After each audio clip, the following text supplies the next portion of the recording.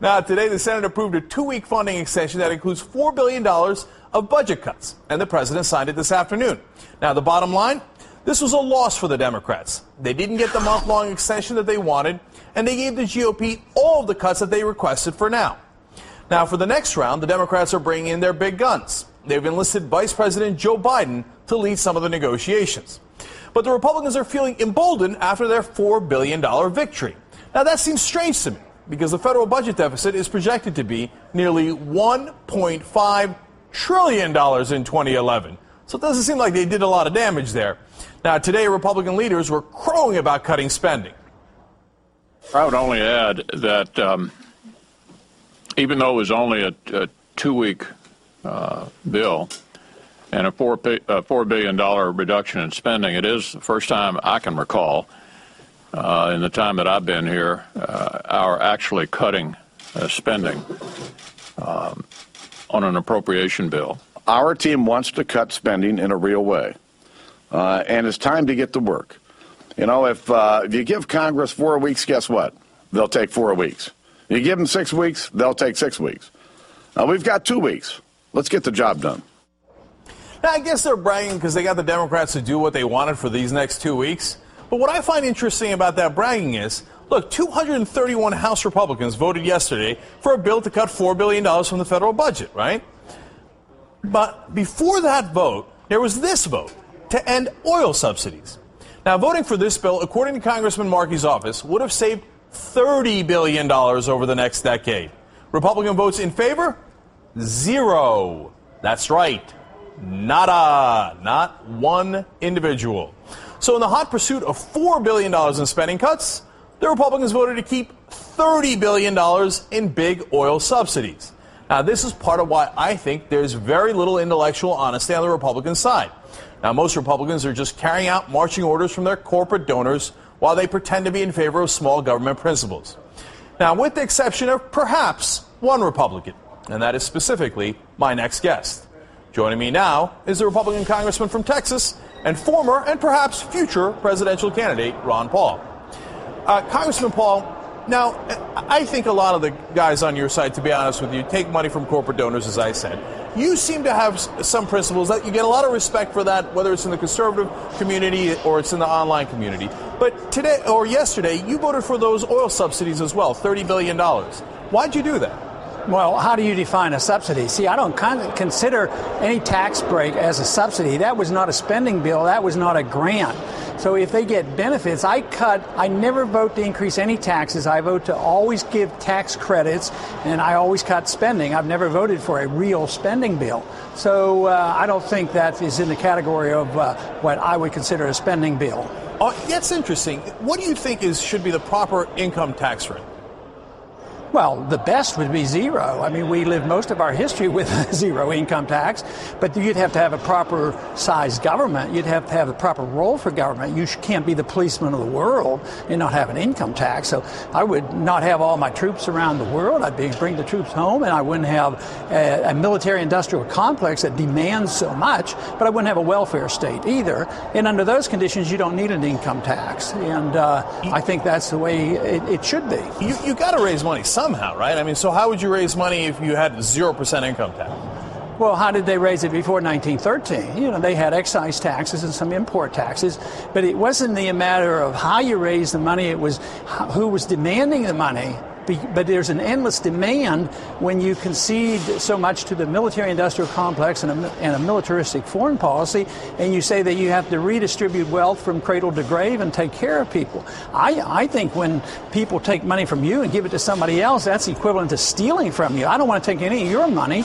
I want you to invest it and create jobs. So, and I'm personally convinced that I'm on the side of the humanitarian side of this, because if you care about poor people and jobs, you're going to have them more likely if you do it that way rather than the government spending the money. Because just look at where we've been with all this spending and printing of money and bailing out. Who gets all the benefits when you run a system like that where you're pretending to redistribute wealth? You serve the special interests and the powerful corporations. Then when you get into trouble, who gets bailed out? They get bailed out. Wall Streets and the banks get bailed out. And who gets stuck? It's the taxpayers. That's why you need income tax, so you take care of the wealthy. So now, look, Congressman, we disagree on that, of course. I mean, it's not 1913. I believe we need a little bit more money than you say. But it is an interesting point about defense. Now, if you do non-defense discretionary spending cuts, in fact, if you brought that to zero, you cut everything outside of defense and entitlements, that'd only be $610 billion. You still have a gigantic deficit. So is your proposal the counter to the Republicans, the rest of the Republicans, in saying we must cut defense, and perhaps fairly drastically? Well, I use a different term. I don't want to cut defense, but I distinguish military spending different from defense spending.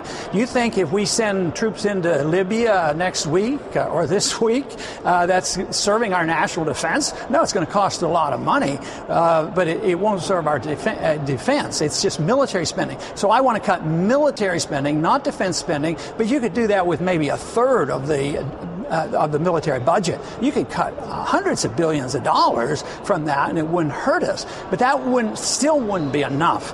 I mean, you have to get rid of this redistributive mentality that is right and proper and moral to take from some and give to others. Because when you endorse that system, always intended to help the poor, you help those who distribute the wealth and who are on the gravy train. So the corporations benefit, the people get the crumbs. So look who lost their houses and lost the jobs. We were propping up housing for everybody and give it a gift, low interest loans and all this. It intended to help the poor people have houses.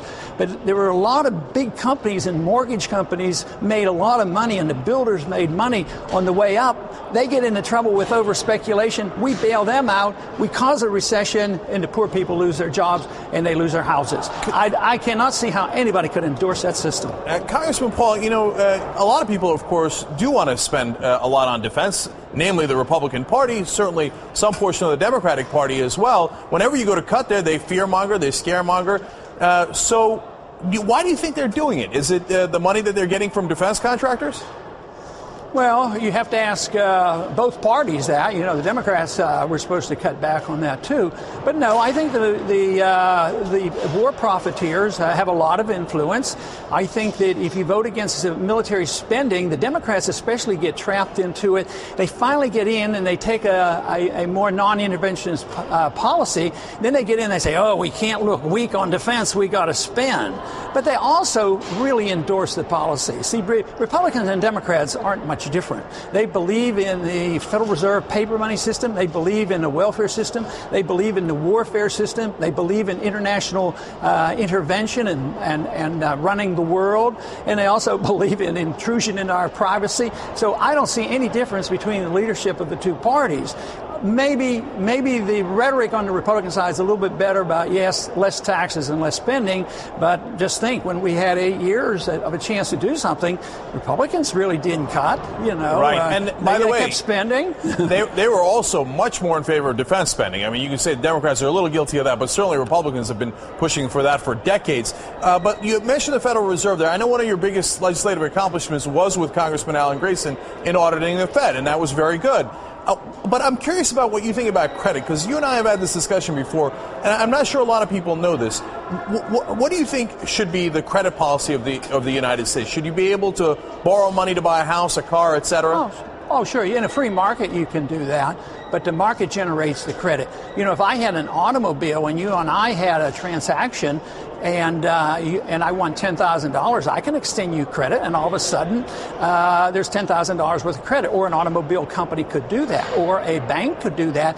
But the credit really is backed up by savings. The crime that is being committed today is that the credit comes out of thin air. In the old days, what you had to do is you had to put the money in this, and you had to work. You had to live, you had to save, you put your money in the bank, and then they loan it out for you. Today, or for the couple decades, there's been essentially no savings, and the Fed says, well, interest rates are awfully low, but there's no savings. What we're going to do is just give more credit.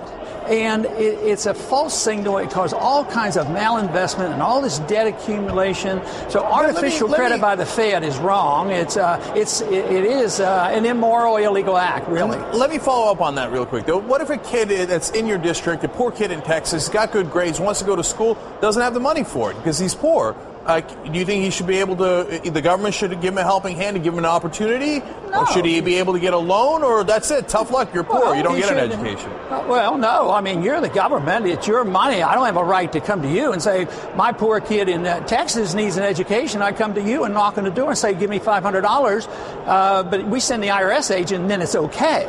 So, no, I have no right to take money from you, and nobody has a right to somebody else's wealth. You have a right to your life and you have a right to your property, but you don't have an education isn't a right. Medical care is not a right. Education, these are things that you have to earn. Now, you might ask, well, what kind of a system would that be? Well, I grew up with that system, but prices were different. There was no inflation. My tuition was $350 a semester. I had jobs in the summertime. I could earn it. When I went to medical school, there were loans available if I'd have needed them, but it was a completely different world. Today, but there were loans. Today, but there were loans. Did you take advantage of those loans? It was through the school. The school made the loans, but no government loans. There were All no right, government loans. but you're okay with the school giving loans then?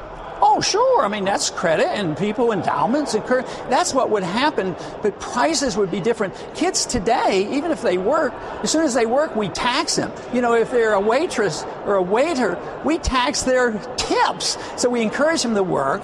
Then they don't have enough money. The prices go up on the tuition, and then we give them grants, and then they get out of college and they owe $200,000. It makes no sense whatsoever. All right. I don't know how anybody can justify. Congressman, you know, I know you're big online, so we asked our Facebook audience, we have one on TYT Nation, a question for you. Brian Carter wrote in, ask him if he really does support Walker's efforts to destroy unions, because we got a lot of questions on this, and I wanted to ask you about that. Where do you stand on Governor Walker's attempts to go after unions? It's a loaded question, because I can answer for myself. I do not want to destroy unions, but I don't want to give them artificial power. I want to give the corporations no artificial power, and I don't want to give unions. Why is collective bargaining artificial power? Because it's based on law. The employees getting together in a free market saying, okay, we've gotten together. Okay. Workers have the right to get together and negotiate. But just as you and I on a voluntary transaction or the actions between two people for social reasons has to be voluntary. Economic transactions have to be the same way. So workers who can voluntarily get together and negotiate, they can negotiate, but they can't force their will by law, and that's what the government has done. They have given them they're saying power. By law you are not allowed to collectively negotiate, which doesn't make sense if you believe in the free market. I'm talking about my position. Okay. So then you don't agree my with position Governor is Walker. you can voluntarily organize and negotiate, but you can't. Nobody has any force. See, the libertarian belief is that you can't use force on people. So then you don't agree with Governor Walker, because by law he's saying you cannot collectively bargain. Well, you have to have voluntary. It has to be voluntary on both sides. Okay, so we're getting one last thing now. Look, you've finished first in CPAC. You finished first in all these different polls. Obviously, that puts you in a position where you might run for president. Sarah Palin says that she won't run for president if there's a candidate in the race who speaks for her. Do you think you could adequately speak for her? Oh, I doubt it. I think we have some disagreements, so I don't think I would be able to do that. I mean, I would appeal to the people who like her and support her and try to convince them that what I believe in and my interpretation of the Constitution is, very strictly limiting government and non-interventionist foreign policy. Yes, I would work real hard to appeal to her supporters, but I don't think you could translate that into saying that somehow or another I'd be speaking, for her. I mean, that would be a little bit of a stretch. I think so, too. So are you running? We're losing you. Are you running? Are you running for president, Congressman Paul? Oh, hold on. This is great. Go ahead. Congressman Paul, last question for you. Are you running for president?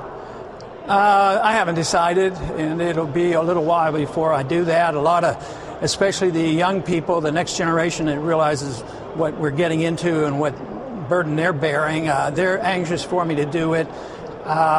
I think it's a worthwhile thing to do, but I'm a bit away from making that decision because it is a very tedious job to run.